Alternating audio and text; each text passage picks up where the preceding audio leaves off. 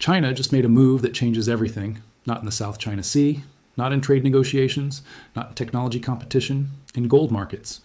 And what they did this week will force every central bank, every government, every major financial institution to choose sides in a monetary war that has already begun. Ladies and gentlemen, I need you to understand what happened on Thursday morning, Beijing time. The People's Bank of China, working through the Shanghai Gold Exchange, announced the launch of what they're calling the Global Physical Gold Settlement Network. But that technical name doesn't capture the magnitude of what they just unleashed on the global financial system. Here's what they actually did. China just created a parallel gold trading system that bypasses every Western financial institution, every dollar-denominated market, every traditional precious metals exchange.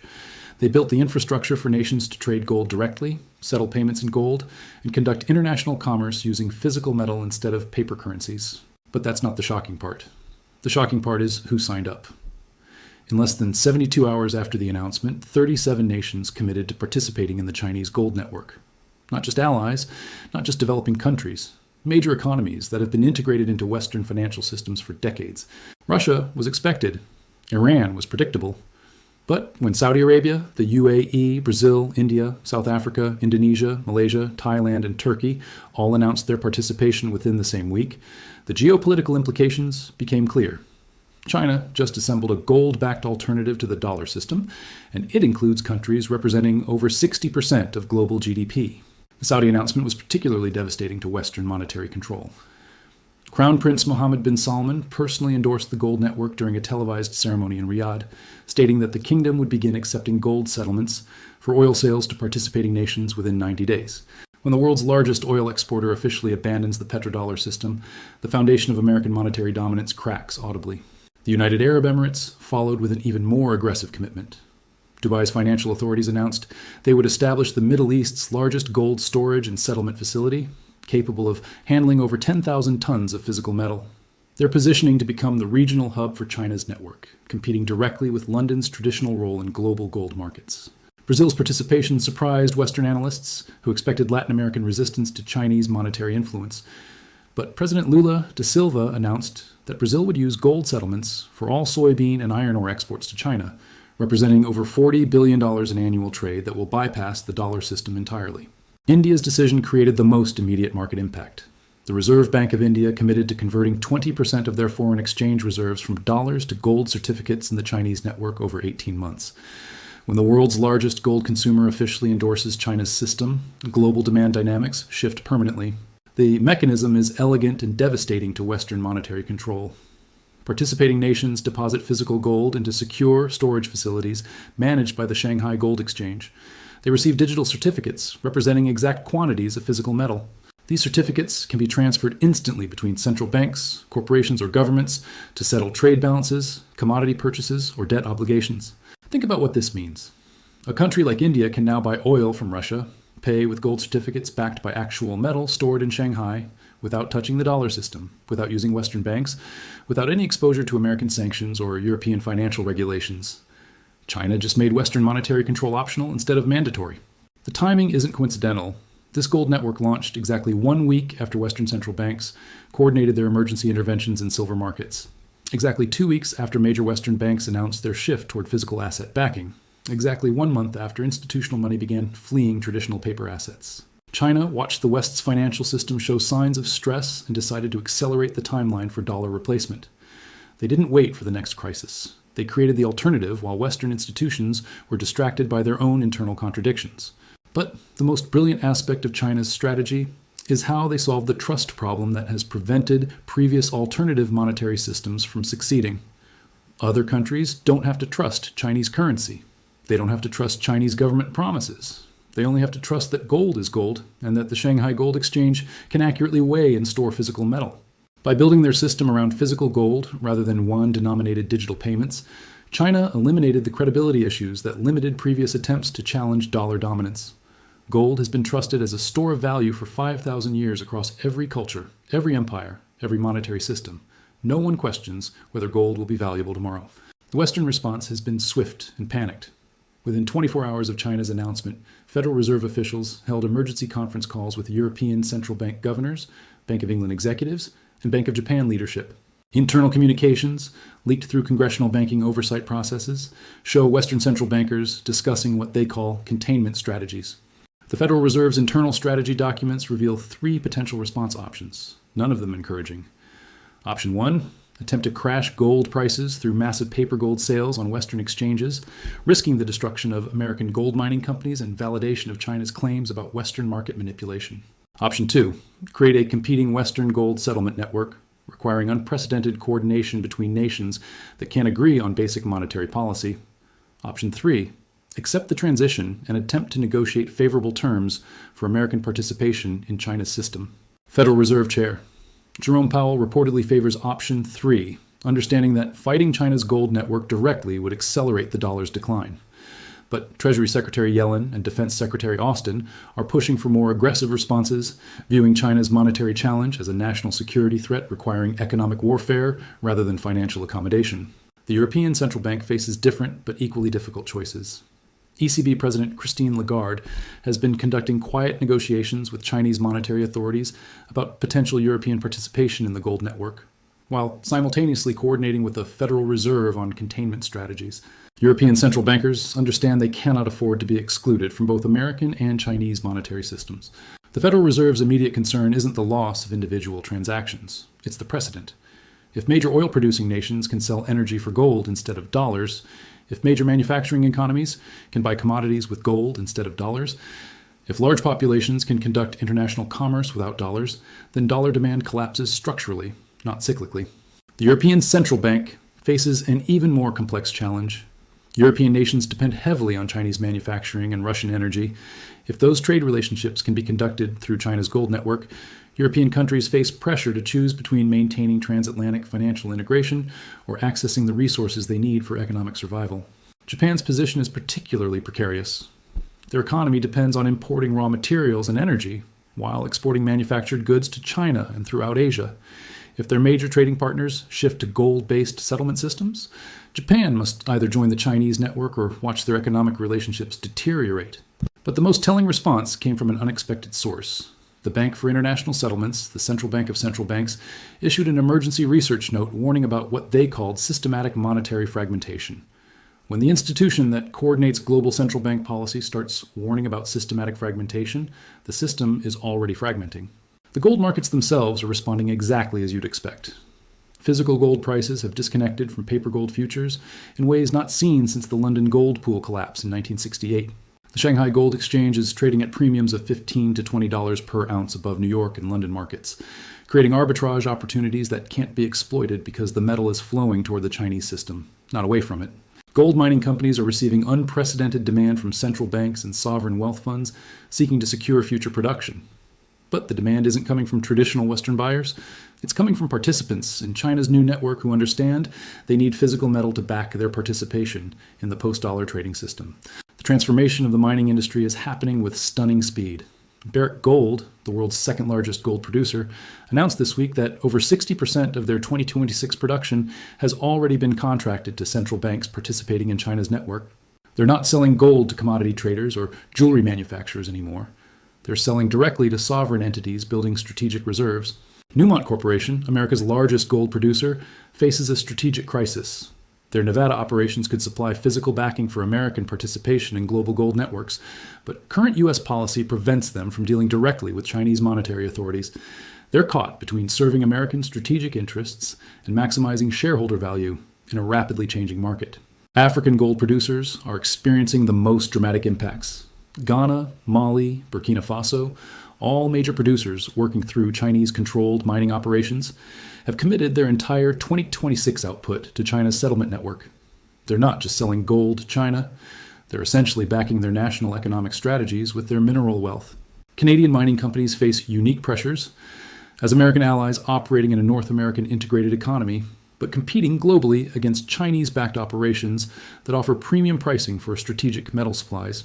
Several major Canadian producers are quietly exploring joint ventures with Chinese entities to access the gold network while maintaining political relationships with the United States. The implications for currency markets are staggering. As countries begin settling trade balances through gold transfers instead of currency exchanges, demand for dollars, euros, yen, and pounds decreases. Not gradually, but systematically. as entire categories of international transactions shift to gold-based settlement. Currency traders are reporting unprecedented volatility in emerging market currencies as nations position for transition to gold-based systems. The Turkish lira, Brazilian real, South African rand, all experiencing massive fluctuations as markets price in reduced dependence on traditional Western currency relationships. But the most shocking development is happening in currency forward markets. Major international corporations are canceling multi-billion-dollar currency hedging contracts, choosing instead to accept delivery risk rather than continue paying for protection against currency fluctuations they expect to become irrelevant. Unilever, the British-Dutch consumer goods giant, announced this week they would cease hedging currency exposure for transactions with China and other gold network participants. They're essentially betting that gold-based settlements will eliminate currency risk more effectively than traditional financial hedging strategies. Mercedes-Benz and BMW, German automotive exporters heavily dependent on Chinese markets, are restructuring their Chinese operations to accept gold-based payments for luxury vehicle sales. When premium European manufacturers start accepting gold instead of yuan or dollars, the currency system transition becomes operational rather than theoretical. Oil markets are experiencing the early stages of historic repricing. Several Organization of Petroleum Exporting Countries members are reportedly discussing pricing oil in gold weights rather than dollar values. When oil, the most important globally traded commodity, starts being priced in gold instead of dollars, the entire foundation of modern monetary systems shifts. But China's gold strategy goes much deeper than creating an alternative payment network. Intelligence reports from Western defense agencies suggest China has been systematically accumulating physical gold through multiple channels for over a decade, building reserves that dwarf official central bank holdings. The People's Bank of China officially reports holding approximately 2,000 tons of gold in central bank reserves. But industry analysis of mining production, import data, and private accumulation suggests China's total national gold holdings, including government stockpiles, state-owned enterprises, and encouraged private investment, exceed 20,000 tons. If accurate, that would make China the largest holder of gold in world history, controlling nearly 10% of all gold ever mined by humanity. Such massive holdings would give China the ability to influence global gold markets, stabilize their new settlement network against manipulation attempts, and provide backing for international trade volumes that exceed current precious metals markets. Chinese state-owned enterprises have been quietly acquiring gold mining operations across Africa, South America, and Central Asia, not as investments, but as strategic assets to secure future gold production for their monetary system. They're building vertical integration from mining to storage to international settlement. The Belt and Road Initiative, China's massive infrastructure investment program, is being restructured to accept gold-based payments and settlement. Countries participating in Chinese-funded development projects can now pay for infrastructure using gold deposits in Shanghai rather than taking on dollar-denominated debt obligations. This creates a powerful incentive system. Developing nations can access Chinese investment capital, Chinese technology, and Chinese markets by participating in the gold network. Or they can remain dependent on Western financial systems that require dollar borrowing, Western bank intermediation, and exposure to American monetary policy. China is offering the developing world something the West never could: an escape from dollar dependence that doesn't require trusting another nation's currency. Countries joining China's gold network aren't replacing dollar dependence with yuan dependence. They're replacing currency dependence with physical asset dependence. The timing advantage China has achieved is enormous.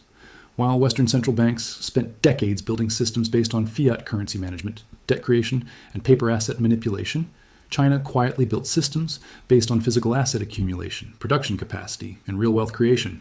Now that Western systems are showing structural stress, China can offer fully operational alternatives backed by physical assets rather than government promises. They're not proposing future solutions to current problems. They're implementing present solutions to inevitable problems. American foreign policy establishment is struggling to develop effective responses to China's gold strategy because traditional tools of economic statecraft depend on dollar dominance. Sanctions, financial isolation, banking restrictions all lose effectiveness when target nations can conduct commerce through physical asset networks. Military responses to economic competition seem disproportionate and counterproductive. Starting conflicts to prevent countries from trading gold creates international opposition and accelerates the search for alternatives to Western-dominated systems. Diplomatic pressure faces similar limitations. China isn't asking other nations to choose between East and West. They're offering practical solutions to immediate problems: how to conduct international trade without exposure to currency fluctuations, how to protect national reserves from external manipulation, how to access Chinese markets and technology without political complications. The most troubling aspect of China's gold strategy from a Western perspective is its irreversibility. Once nations begin conducting significant portions of their international trade through physical asset settlement, they develop infrastructure, relationships, and institutional knowledge that create switching costs for returning to dollar-based systems. Financial infrastructure is path-dependent.